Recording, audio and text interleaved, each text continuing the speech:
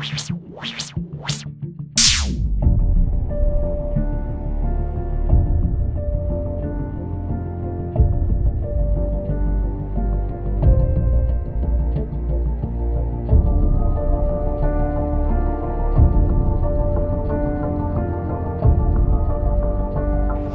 Svetlana. Thank you very much for your time and welcome to Cottbus. Thank you very much. Thank you for asking me to come and have a little talk with you. Have you actually competed in Cottbus yourself as a gymnast? I did compete as a gymnast. I remember I was maybe 10, 11 years old, and we had a friendship classic here. I was a junior. I remember that I didn't have a good experience. I fell on floor exercise. I had a big bruise on my knees, but I still competed, and in competition I did extremely well. So I have a great memory of finishing well, but still have a bad memory of injury. Coming back these days, I never competed at this event, the World Cup event, and it's really interesting how many excellent gymnasts here from all over the world. So do you think that gymnastics has changed a lot since the time you were competing? Oh, absolutely, absolutely.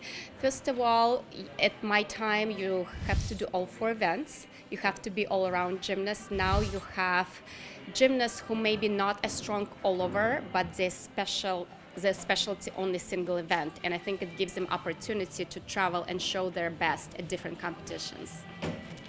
If you were a gymnast nowadays, what skill would you like to perform? What skill or what event? Both. Both? Okay. I would say my favorite skill would be dismount of bars, triple back dismount. I did this as a junior many years ago in Russia, but I have never performed ever since. I think I was maybe 13, 14 years old, but at the time you didn't really need so much difficulties. So I would love to perform this dismount these days because bars are much further apart and I would have more energy and speed going into it. An event, I would say balance beam. Just love balance beam and performing under the pressure, and always love to be in a place where 30, 40,000 people watching me, to be on this little piece of equipment. And I always did my best under the pressure. So balance beam would be my preferred event. Do you feel the pressure when you're out there and you have all these people watching you? Do you notice, or are you so focused that you don't really? As a gymnast, I never notice people. When I come to the podium, I'm in my own zone. I'm trying to sing my favorite song inside of me and just focus on exactly what I needed to do. And now as a coach? As a coach, it's a much different situation. I get nervous more because it's not up to me. As a gymnast, I know I would go and I do it because I have control. As a coach, you don't have any control. It's up to the athlete. And when athlete make mistake, I get hurt personally inside because I'm thinking I did something wrong. So it's completely different experience, and I feel it's much harder to be a coach than an athlete. It's quite interesting. Yes. We see you around here now as a coach of Uzbekistan. What is your actual role? Do you go to Uzbekistan, or do you stay in the US most of the time? These days I live in the United States. I've been contracted last year by Uzbekistan team to be not a coach, but an assistant for the team and personal coach of Oksana Chusevitsina. So I did role for both. For the team, help a little bit, and with Oksana these days, for this and next year, mainly I will be helping Oksana and managing her. So do you have to go to Uzbekistan for that, or will she come mostly to United States?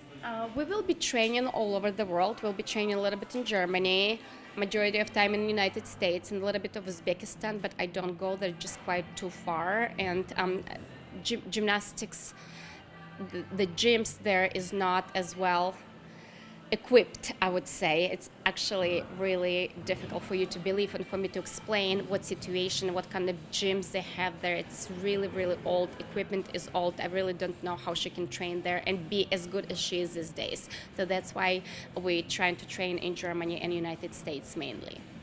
And when you train in the United States, do you have your own gym? I don't have my own gym, but we use Discover Gymnastics in Houston, Texas. It's a huge facility where Oksana is always welcome, as well as myself. Um, I've noticed that you do lots of things. I've heard that you also have a pizza restaurant, that you have your leotard line. How do you combine everything?